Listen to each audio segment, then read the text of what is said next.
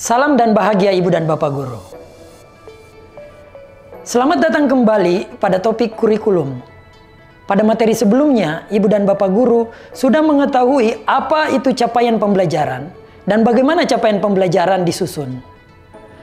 Nah, pada materi kali ini, kita akan membahas mengenai letak capaian pembelajaran dalam kurikulum prototipe.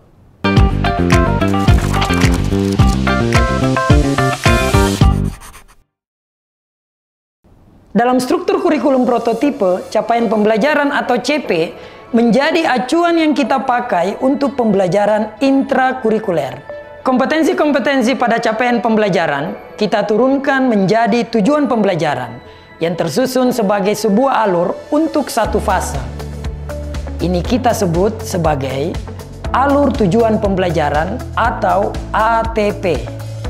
Kemudian, kita menyusun rencana dan strategi pembelajaran atas dasar ATP tersebut. ATP digunakan untuk menentukan modul ajar yang kita kembangkan maupun yang kita pilih, seperti yang juga Ibu dan Bapak pelajari di topik perencanaan pembelajaran. Kompetensi pada pembelajaran intrakurikuler sebelumnya mencakup pada ranah sikap, pengetahuan, dan keterampilan yang masing-masing berdiri sendiri. Kompetensi merupakan sebuah kesatuan, tidak sepatutnya dipisahkan. Ini yang menjadi salah satu dasar dalam merumuskan kompetensi pada capaian pembelajaran. Kompetensi adalah rangkaian dari proses belajar konsep ilmu pengetahuan, mulai dari memahami suatu konsep ilmu pengetahuan, juga sikap dalam belajar, seperti motivasi belajar, rasa ingin tahu, dan lain sebagainya. Sampai akhirnya dapat menggambarkan pengetahuan dan keterampilannya untuk mencapai tuntutan kognitif yang lebih tinggi. Seperti misalnya, mengajukan solusi kreatif bukan sekedar menjawab pertanyaan. Jadi, saat Ibu dan Bapak Guru melakukan asesmen untuk mengukur penguasaan kompetensi, maka secara langsung asesmen tersebut meliputi ketiga ranah di atas, yaitu sikap, pengetahuan, dan keterampilan. Jadi tidak perlu kita pisahkan. Asesmen cukup melihat pada kompetensi yang ada pada capaian pembelajaran. Seperti yang sudah kita pelajari di materi sebelumnya, capaian pembelajaran disusun dengan memperhatikan tahapan perkembangan murid sesuai usianya.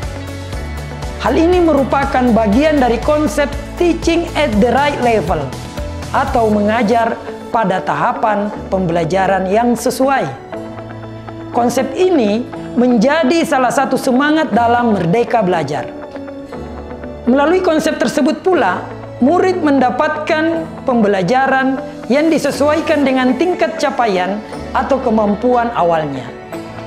Untuk membantu teaching at the right level ini, guru dapat melakukan asesmen diagnostik untuk melakukan pemetaan profil murid. Setelah itu, murid dapat dikelompokkan sesuai dengan kompetensi awalnya.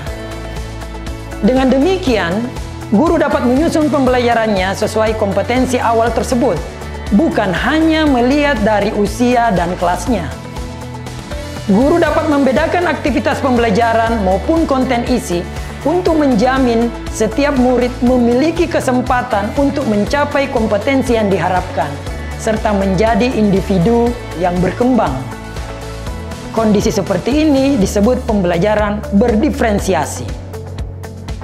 Salah satu penerapan prinsip teaching at the right level, misalnya, jika ditemukan kondisi murid kelas 8 SMP yang kemampuan dasarnya belum sampai pada level kemampuan jenjang tersebut, maka guru perlu memberikan intervensi yang sesuai dengan kemampuan murid saat itu.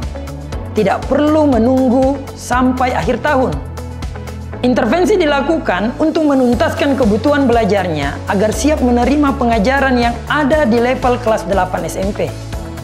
Atau contoh lain, ada kondisi di mana murid fase C di kelas 5 SD dengan kemampuan membaca masih di fase B.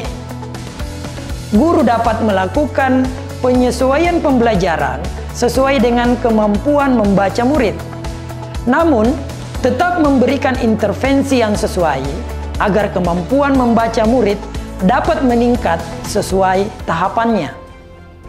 Ibu dan Bapak Guru, capaian pembelajaran adalah kompetensi dan karakter yang ingin dicapai. Kompetensi yang dirumuskan pun digambarkan sebagai sebuah kesatuan. Capaian pembelajaran menjadi acuan kita untuk menyusun tujuan pembelajaran di kelas. Proses pembelajarannya yang dilakukan perlu memberikan kesempatan murid untuk belajar sesuai dengan kompetensi awal mereka.